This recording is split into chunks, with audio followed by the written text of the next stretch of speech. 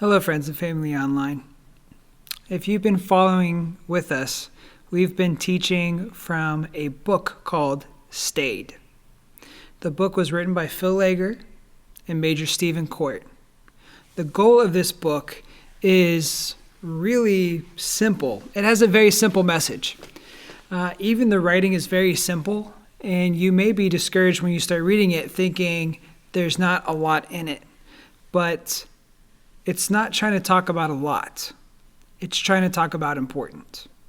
And important is not always intense. Sometimes it's very simple. Sometimes it's very practical. Sometimes the simplest task we're asked to do ends up being the hardest. So to tell you to stop and stay in God's presence every day, it seems like a given. You might have even dismissed this at this point. You might have skipped a week or two and said, I don't understand why I have to keep hearing them talk about that. And I wouldn't blame you. I wouldn't blame you. But I want to talk about the difficulty of what it is to stop and be in God's presence. It's very challenging. I would challenge you. Ask around. Ask around to your family and friends and see who agrees that it's a good practice, but then find out who actually does it. Who do you know that stops and stays in God's presence? And what believer do you know that you really admire? Make that another question that you ask yourself. Who is somebody that you really look up to in the faith? And find out how often they stop to engage God's presence.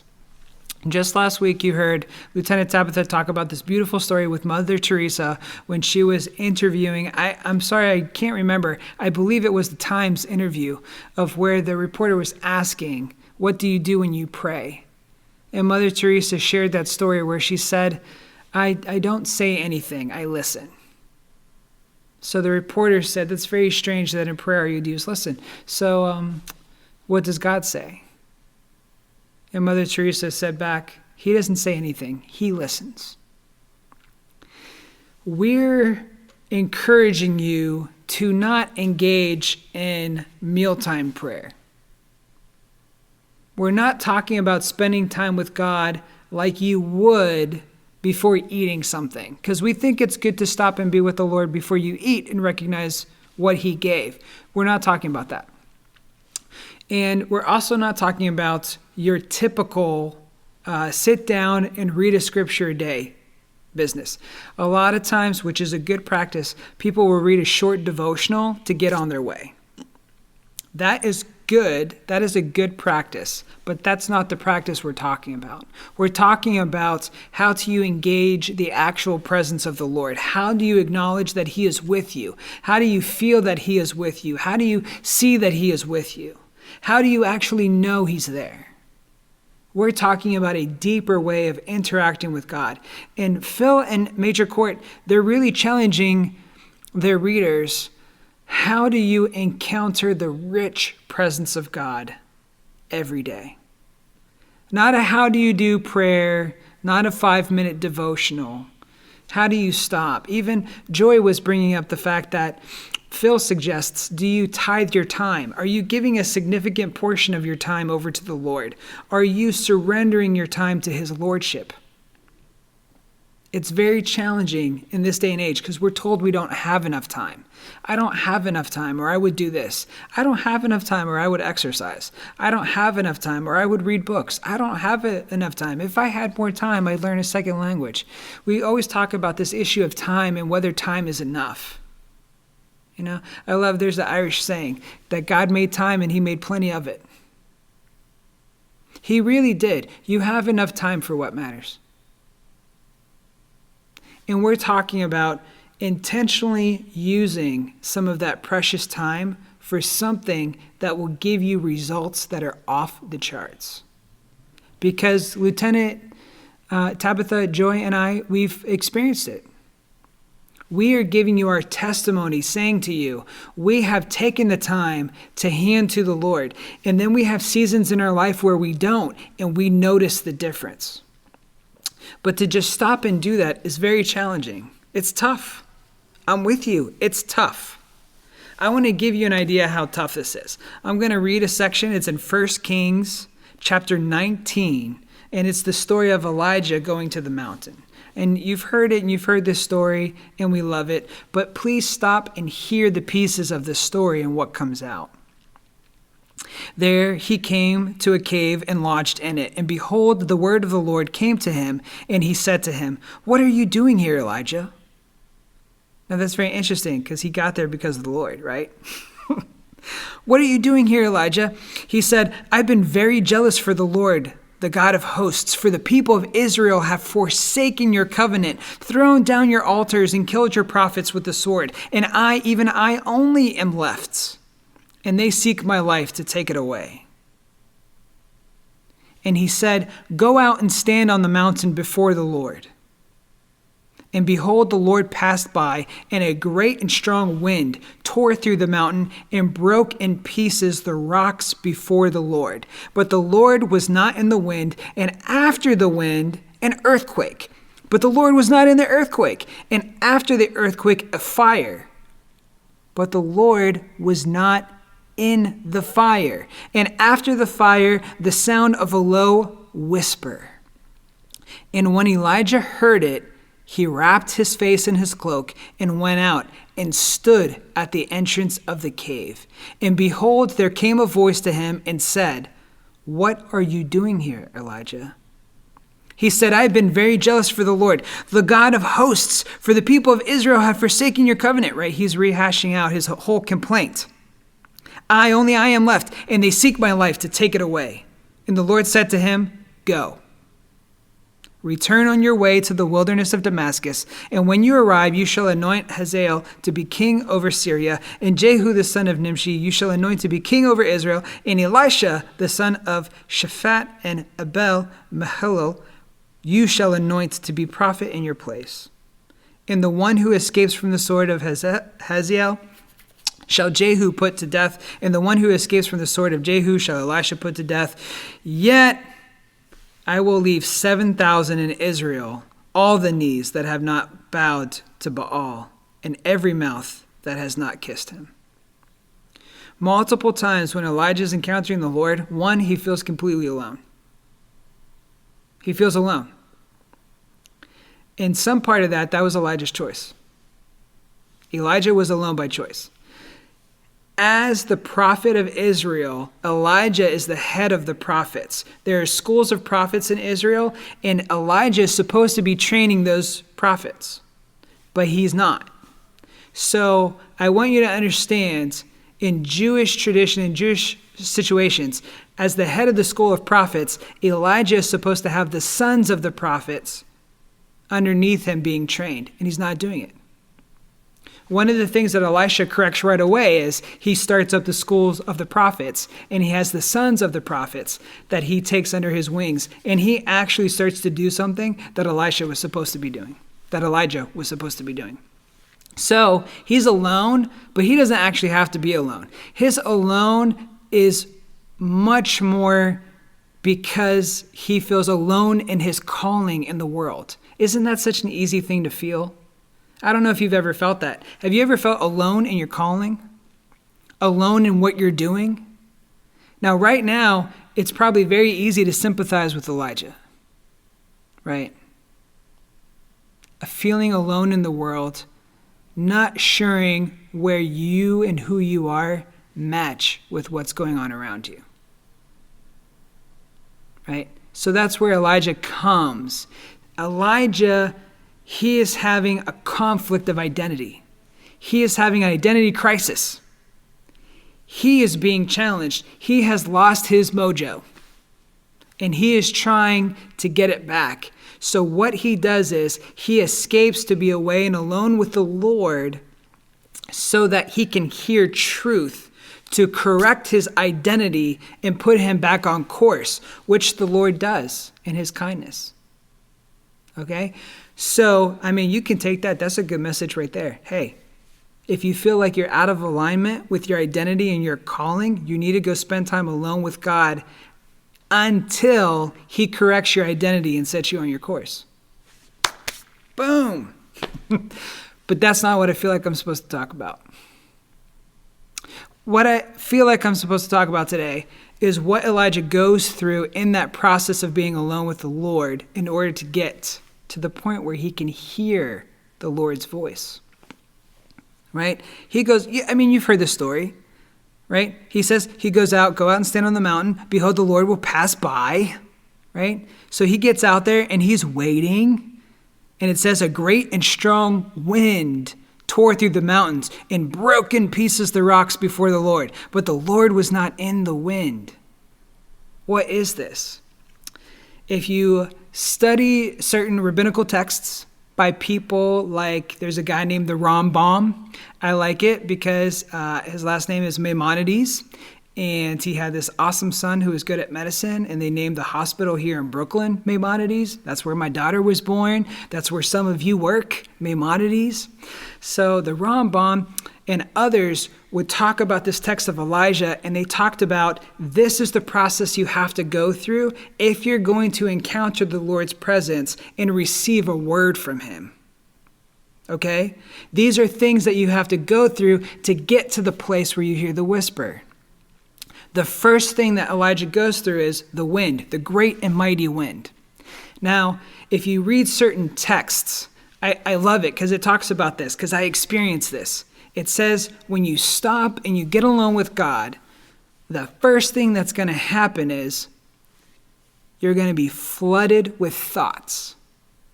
They believe that the wind is symbolic for thoughts and ideas and concepts and all this outside world that Elijah had been too busy to notice, all of a sudden when he stops, comes rushing in. If you've actually tried to stop and spend time with God while we do this series, you'll notice whenever you stop, the very first thing that's going to happen to you is you start to think about everything. How crazy is that? I just stopped to get clarity and peace of mind, but all I can think of is shopping lists and to-do lists, and it floods in. And I'll tell you right now, people hear the wind, they get all the thoughts in their mind, and they say this is too hard, so they give up. Now, for those that actually pursue and keep pursuing, you hit the next thing. So what's the next thing that we see Elijah hit? Elijah hears the wind, right? The Lord was not in the wind, and after the wind, he hears an earthquake. An earthquake comes and starts to shake everything loose and starts to disrupt his life, right? So after he hears all this, the noise of the world, which is just his thoughts, his ideas, his concepts, the things that the world has been telling him, the things that the king and the queen have been filling his head with nonsense and fear that's actually been impacting him, and worry and doubt and sickness and troubles, and then he hits this earthquake that absolutely shakes him to the core. Right? The loud noise. Ra'ash in Hebrew. It's interesting because if you want to study this concept, you'll notice that other prophets in the Old Testament go through the same concepts. So if you study Ezekiel's encounters with the Lord, he also goes through these certain encounters just to get into the Lord's presence. So they call the Ra'ash, often translated as earthquake. It can also be considered white noise.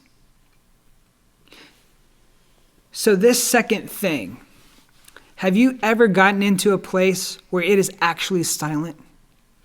In a room that's completely quiet, right? Have you ever heard actual silence?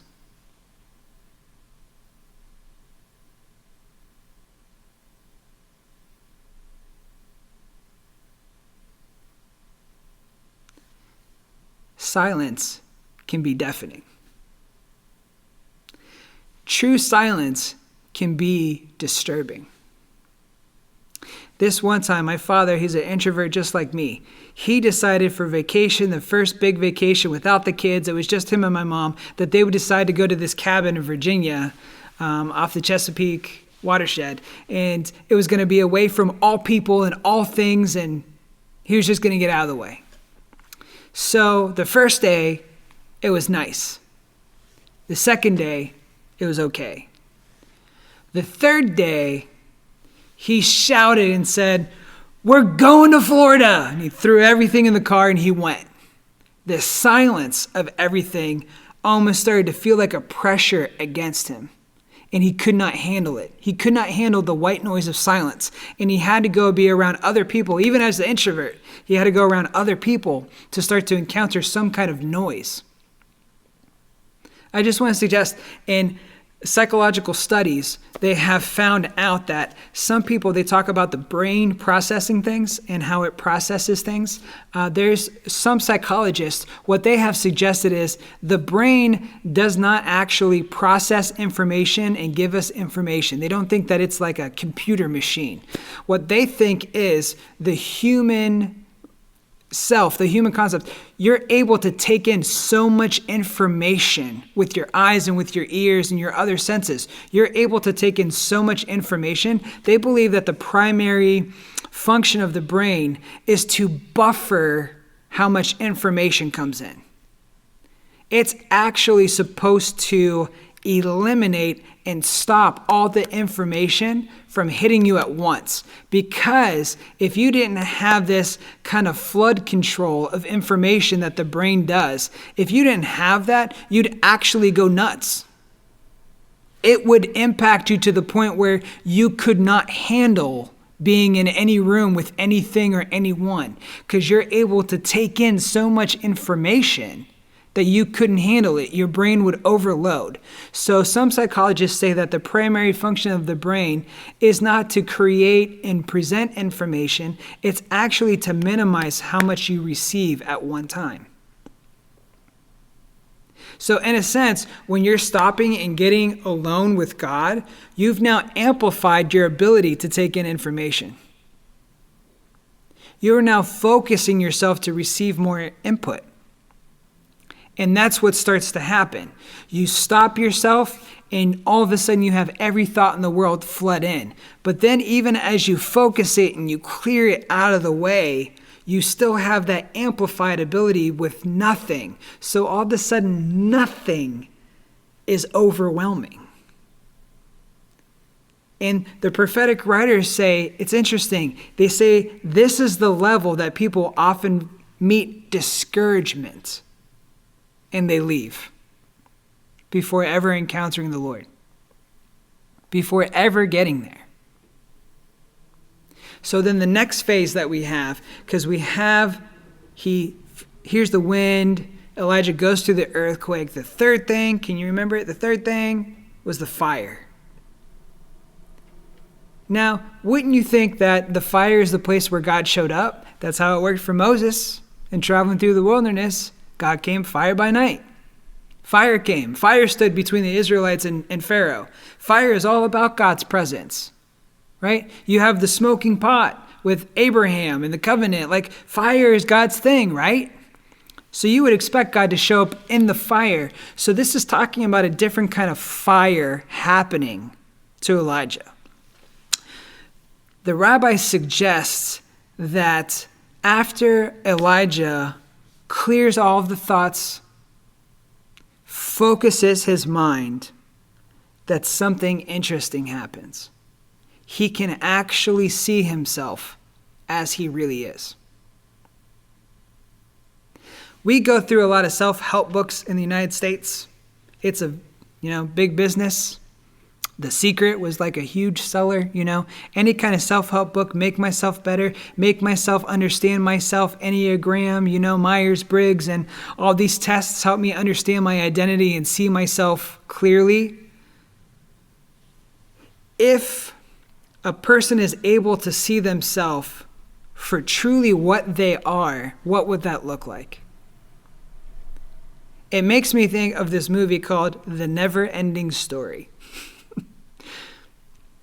In The Never-Ending Story, this hero, this man-child named Atreyu, who needs to save his world from a terrible thing, he has to go through these 3 challenges. And the third challenge, he goes and he sees himself, and it's a wall of mirrors, and he sees himself as he is. The guide who's explaining these challenges to him, he says anybody who has made it to this point has seen themselves as they are and have gone insane. To truly be able to see how we are, to truly see the sin in my life purely without any kind of filter at all, to truly see the state that I am in, to truly see how far I missed the mark, to truly see my parenting skills. If I were really to look at the ideal and compare myself to the ideal, how far do I miss that? All these things, to truly see myself is a scary thing. So to be able to go through this, you get to this place where when you finally eliminate all the filters and you drop all the masks and you drop all the skewed ideas and concepts and, things that people say about us. There's this quote by this poet that says, love removes the masks that we're afraid to, right? When you go through this process and you eliminate all these masks and you see yourself as you are, it can be very difficult. And I would say now, this is a place where you cannot stop. You cannot stop in the place where you see yourself as you are. Because if you only see you without God, it's scary. If you see yourself with God, you can still see yourself, but the picture looks way more hopeful. Seeing yourself with the cross, seeing yourself with the blood of Christ, seeing yourself with him is a very different picture than just seeing yourself. If a microphone is only constantly hearing its own sound, it's going to cause terrible reverb. And the noise that happens and the distortion that comes from it constantly echoing back into itself is terrible. If you're just looking at yourself and you're the only part of the equation, it's just going to create this terrible noise, and it is very disturbing. Elijah at this moment had a chance to just bail from this whole process, but he sticks it through. And he keeps looking and he keeps listening until he hears the whisper. Until he hears the still small voice of God. We're challenging you to do a difficult thing by going through this process and engaging the Lord and trying to hear his voice. Like I said, we're encouraging you to hear his voice in a deeper way than many will even try. And many will drop off at the first sound of their own thoughts. And many will drop off when finally it's just truly quiet. And it's truly still. And many will drop off when they encounter themselves and they see themselves without any filters. The truly blessed are those that hang on until they hear the still small voice. We have to be a people who, when we stop and we spend time with the Lord, we're doing it in a way that we're stopping until we hear the stillness of him and his presence. We need to get back to the place. It said in the garden that they could hear the footsteps of the Lord, that the Lord would come walk with them in the stillness of the garden, and they could hear him. They could hear his coming. They could hear his presence. We need to be a people, especially in times like this, that are able to stop and hear the presence of God and respond to his moving, and respond to his leading. An example is in Daniel. If you're reading through the book of Daniel, you can see that as he's having a vision of the end times, every time he sees something in the beginning, it just gets worse, right? Every vision he has of these, talking horns with crowns and beasts rising in the sea, like, it's not an encouraging vision, right? It's not encouraging. And there's this phrase, this beautiful phrase that keeps reoccurring in Daniel. He says, and I kept looking, and I kept looking, and I kept looking. And it doesn't find its conclusion until he says, and I kept looking until he sees the Ancient of Days, and he sees the Lord seated upon the throne. In this time, we need to be a people who stop and stay. We need to stop and stay and rest in the presence of God, no matter the cost, until we see him. We're seeing all of this information and this news and these studies, and there is just so much noise in the world right now, bombarding us with what they declare is truth. But I'll be honest, I see very little of it that has the presence of God in it. We need to be a people that stop and keep looking until we see Jesus seated on his throne in these circumstances. When we're watching the news, we need to watch it until we see him seated in his rightful place as Lord. When we're reading books, when we're watching movie, when we're binging Netflix, when we're doing all of these things, the thing that we have to include and incorporate in our time is stopping and looking until we see the Ancient of Days, until we see the Messiah, until we see Jesus Christ firmly in his place as Lord and Master over all of this. Until then, the noise will get us. Until then, my own fears, my own worries, my own doubts will get to me. Until then, I'll fear the silence because I'll be afraid of what thought might come up. You do not have to fear the silence. And you do not have to fear these days. We believe that Jesus has overcome the world. He's overcome. Our world needs to look different than the unbeliever's world. Our view, our perception of it must be different because Jesus is Lord. Because he's King. Because he has dominated. Because all things have been placed under his foot. So then kiss the Son lest he be angry. We need to submit to the Lordship of Jesus Christ in all of these things. And that takes a consistent practice of stopping and being in his presence. You cannot be in the room next door of Jesus and telling everybody else he is Lord if you never come into the room with him and kneel down before him and submit to him.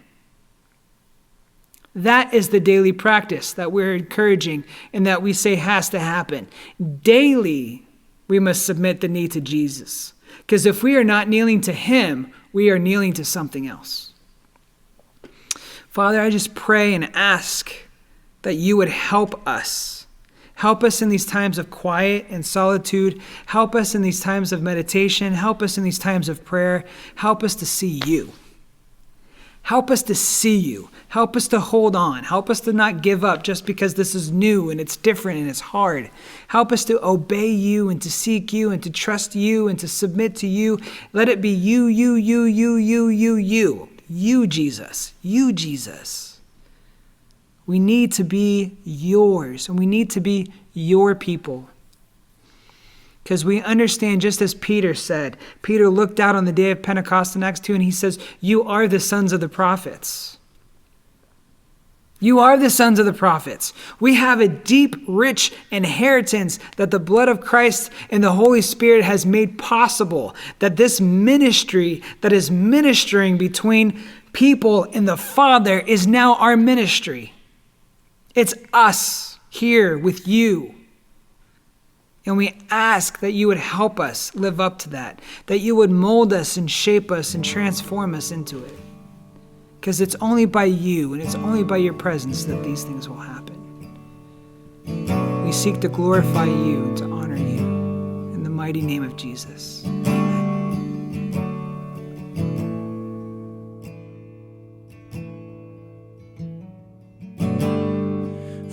found in your name, the power to save. With only a whisper, mountains shake. Jesus, our hope and strength.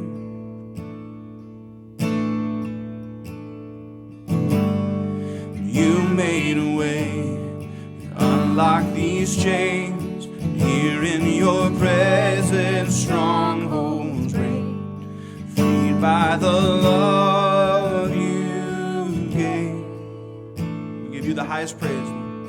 We give you the highest praise. You deserve it all. You deserve it all. We give you the highest praise. You deserve it all. You deserve it all.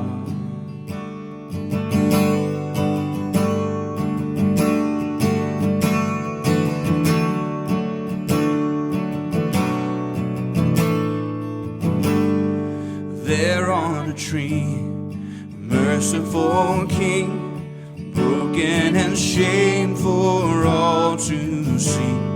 The Father laid down His Son.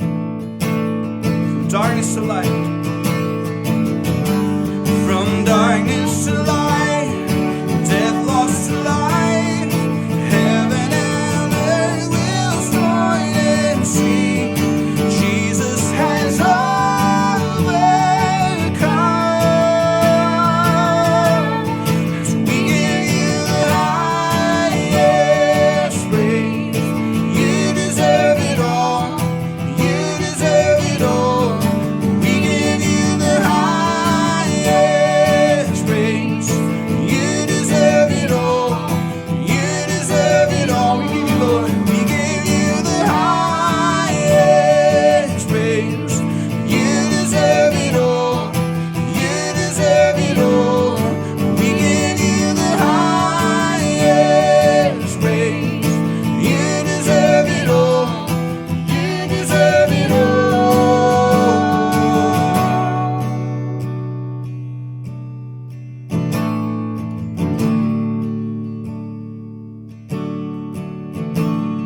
every breath that's in my lungs, my heart cries out, to you belongs the glory. Let's declare this together, come on. With every breath that's in my lungs, my heart cries out, to you belongs the glory.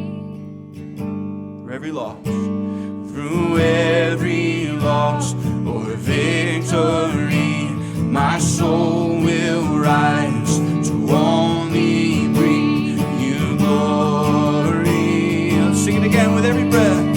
Oh, with every breath that's in my lungs, my heart cries out, to you belongs the glory.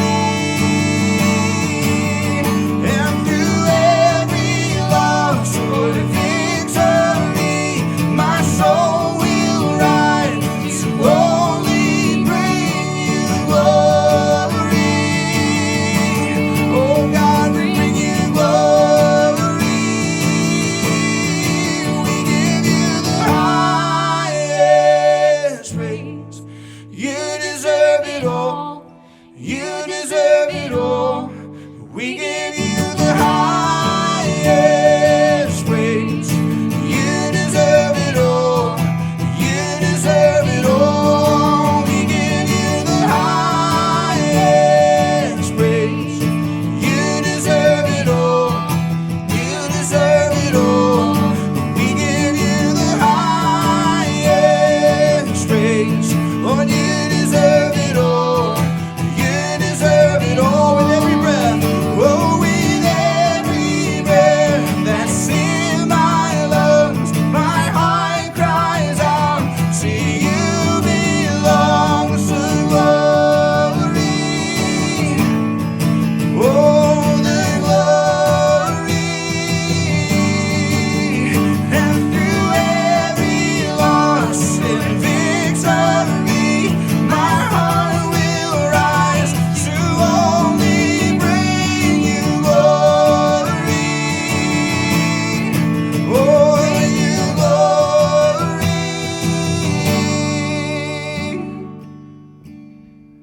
We give you the highest praise. Lord, you deserve it all.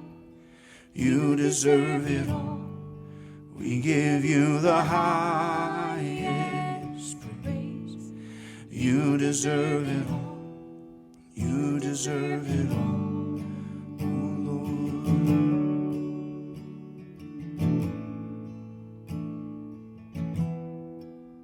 You deserve all the glory.